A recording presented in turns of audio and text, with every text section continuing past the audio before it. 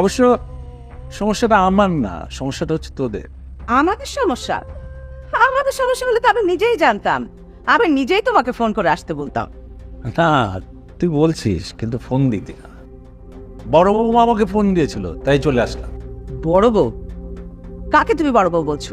ওই চাকরানিকে? আর ও ফোন দিয়ে এই বাসায় আসতে বললো, তুমি আমাকে ফোন করে না জানতে চেয়ে তুমি সুরসুর করে চলে আসলে। এটা আমার কাছে একদম ভালো লাগলো না।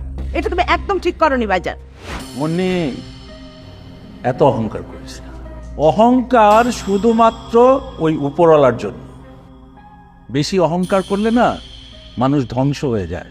তুই তুই দিনের পর দিন ওই গরিব মেয়েটার উপর যে অত্যাচার করছিস, তোর নিজের ছেলের উপর যে অবিচার তুই করছিস, এজন্য তোর বিচার হওয়া দরকার। আচ্ছা, সেই জন্য তুমি আমাদের বাড়িতে আমার বিচার করতে চলে আসছো, তাই তো?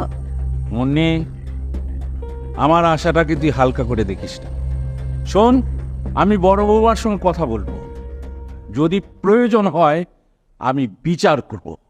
ভাইজান, আমাদের পারিবারিক বিষয়ে তুমি কোনো রকম নাক গলাবে না, তাহলে কিন্তু বিষয়টা আমার কাছে ভালো লাগবে না।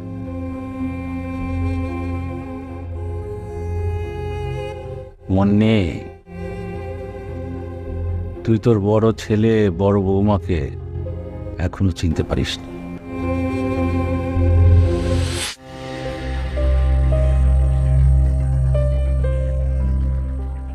সজীব, কাণ্ড হয়েছে জানিস? ওই যে ছোট লোকের বাচ্চাটা তোর মামাকে ফোন করে বাড়িতে ডেকে নিয়ে এসছে। কেন মামাকে ডেকে নিয়ে আসছে কেন? আমাদের বিচার করবে বলে।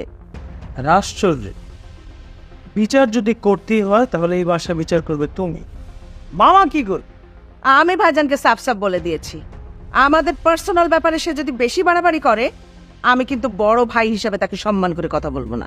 ওই গরিবের মেয়ে কি মনে করেছে জানো? কি? মামা আসলেই মনে হয় সব সমাধান হয়ে যাবে। এত সোজা না।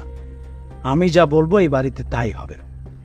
ওই গরিবের বাচ্চা সারা জীবন এই বাড়িতে চাকরানি হয়ে থাকবে, আমাদের সেবা করবে। আর ওর ওই পঙ্গু স্বামীকে নিয়ে কোথাও যেতে পারবে না। আবার এই বাড়ির বউ সেচেছে, পুত্রবধূ হিসাবে তো এই বাড়ির অধিকারীও পায় না। আর আমি তো প্রথম দিনই ওকে পুত্রবধূর অধিকার থেকে হরণ করে নিয়েছি। ওকে তো আমি পুত্রবধূর অধিকারই দিইনি, শুধুমাত্র তোর মামার কথাই এই বাড়িতে রাখতে আমি বাধ্য হয়েছি। তোর মামাই তো জোর করে ঢুকিয়ে দিয়ে গেল। ঠিক আছে মা, তুমি চুপচাপ থাকো, আমি মামার সাথে মুখোমুখি কথা বলবো, দেখি মামা কি বলে। না না, তোকে কিছু বলতে হবে না। ভাইজান যখন এসেই পড়েছে, আগে দেখি উনি কি করেন।